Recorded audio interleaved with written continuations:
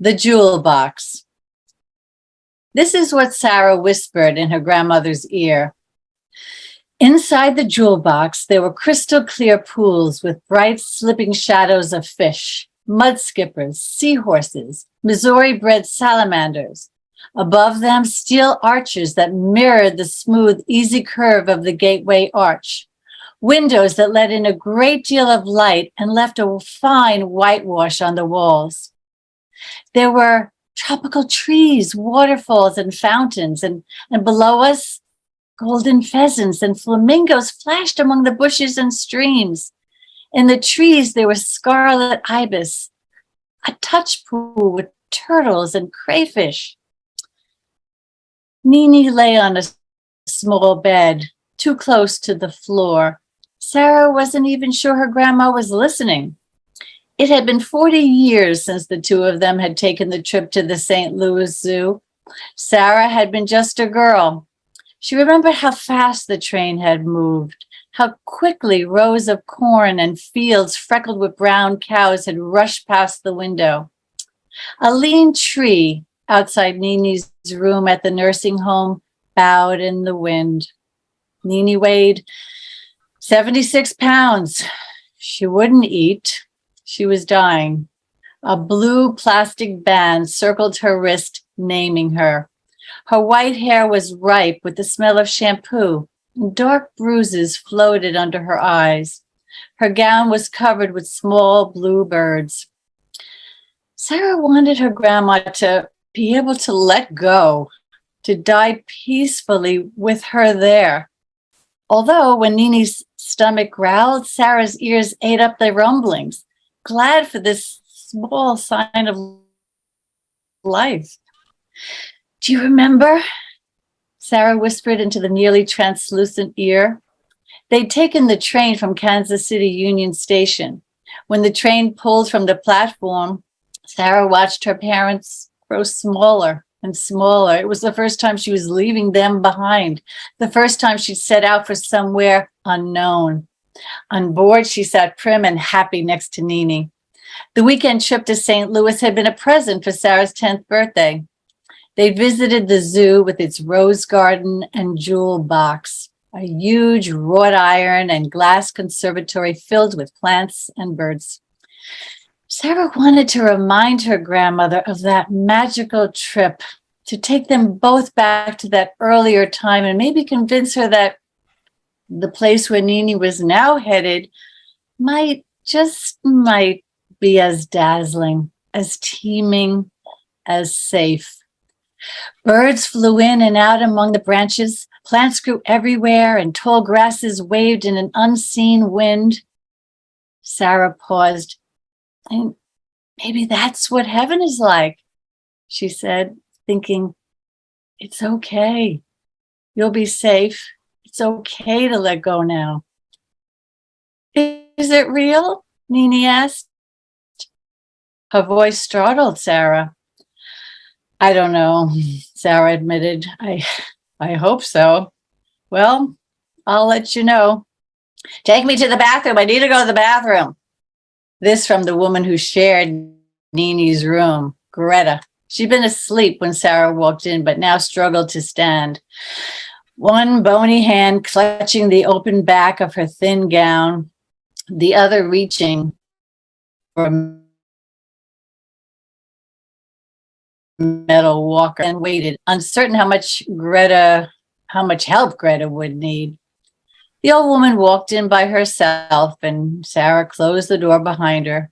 Oh, it hurts, Greta said loudly through the door. I just went a while ago, and I have to go again, Greta moaned. Oh, honey.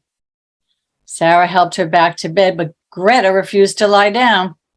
Nini's my grandma, Sarah told her. Oh, Greta stared through gold-rimmed glasses. She's 95 years old. I'm 91, Greta said. Never thought I'd live this long, and I don't know why I did. Greta, I think you should lie down, Sarah said. Oh, honey, that's all I do around here, she said, but she put her legs up on the bed and waited for Sarah to cover them. Nini had closed her eyes again. The sheet rose and fell with her slight breaths. In a framed photo on the nightstand, Greta stood broad-hipped and smiling in a blue check dress next to a man just her size. Both wore leis of hibiscus. Behind them, the fronds of a palm tree froze mid-sway. My husband died in 1982, Greta said. He was sitting next to me on a plane. We were going to visit my nephew in Pennsylvania. Greta continued, never a sick day in his life. Heart failure on that plane. That was a terrible Christmas.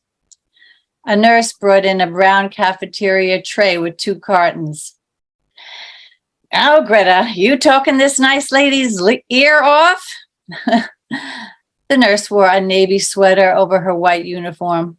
You're my good girl. Now, drink this up fast. To Sarah, she said, your grandma's the fussy one. Just won't eat anymore. Maybe for you, she'll get some of this down. We have to try.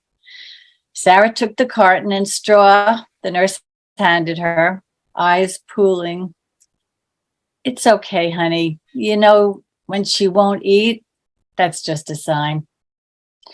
She knows it's almost time. Sarah's tears and nose ran. It's in God's hand now, the nurse said.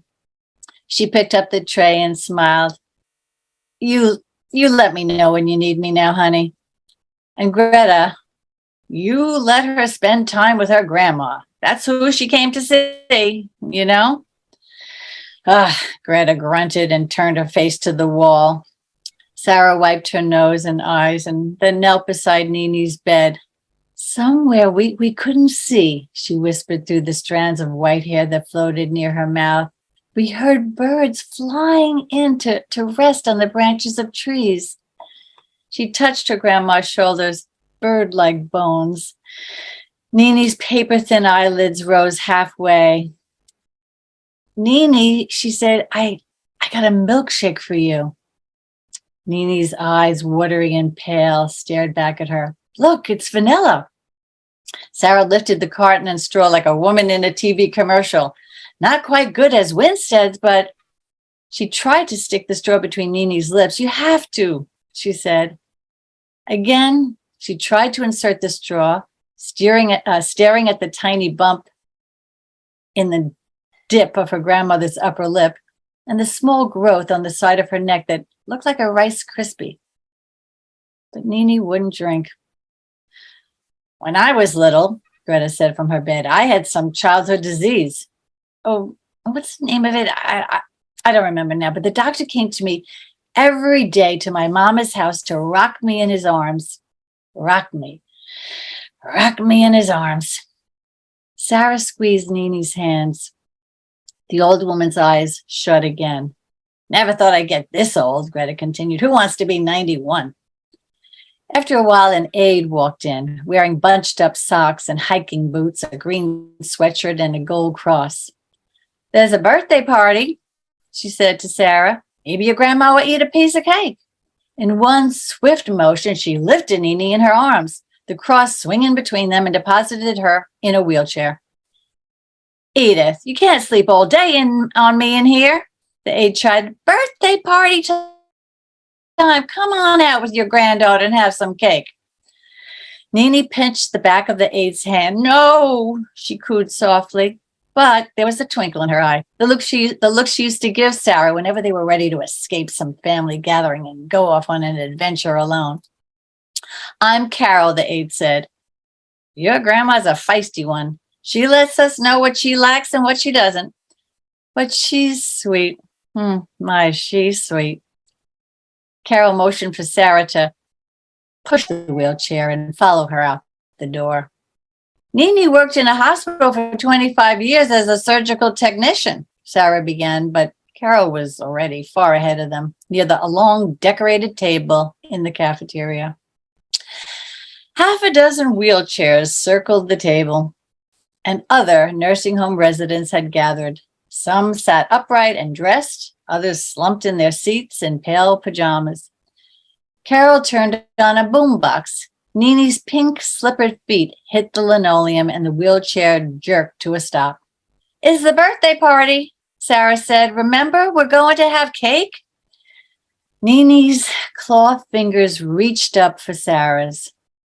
There had been so many birthday parties, beautiful doll cakes Nini had decorated with tiered pink icing dresses, special gifts like Sarah's first brownie camera and a happy hospital doll with plastic crutches and stick-on measles. Sarah squeezed her grandma's hand and then had to pretend to be busy so Nini wouldn't see her cry. I'll get that chair over there so I can sit right by you. Nini's head nodded like the head of a dandelion gone to seed.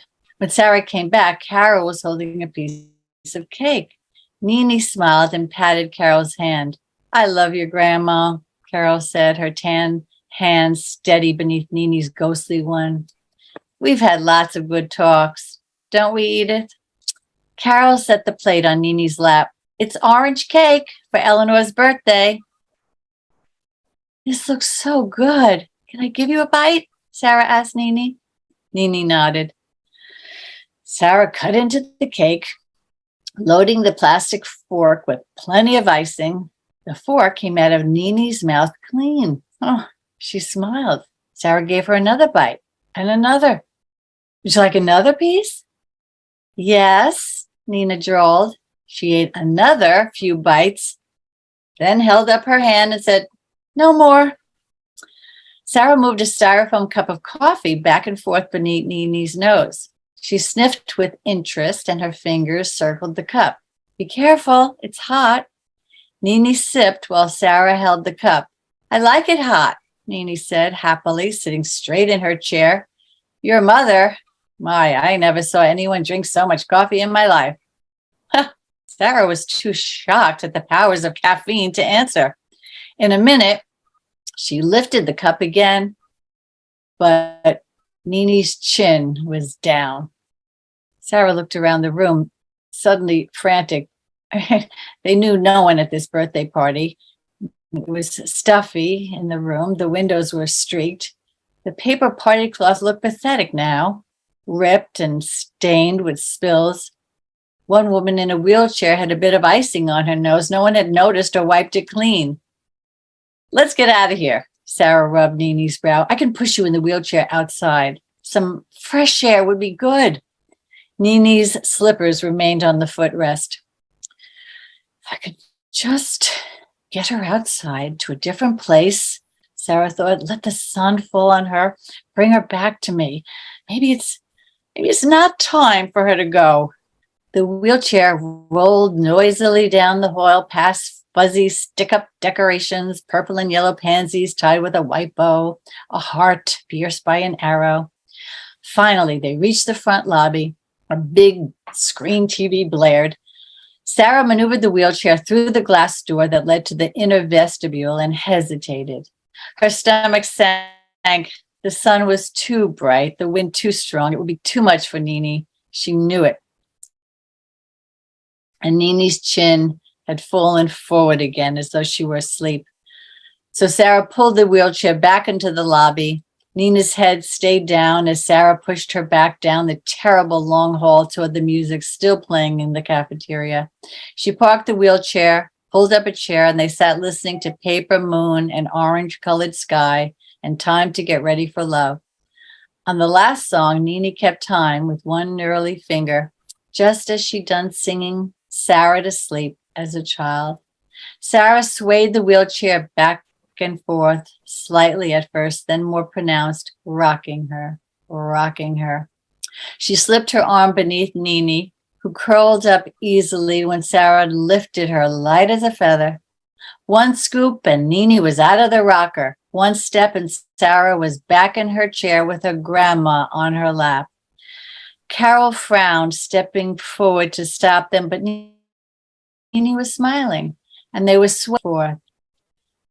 There were black-footed penguins swimming in a pool, Sarah whispered, gliding back and forth, back and forth.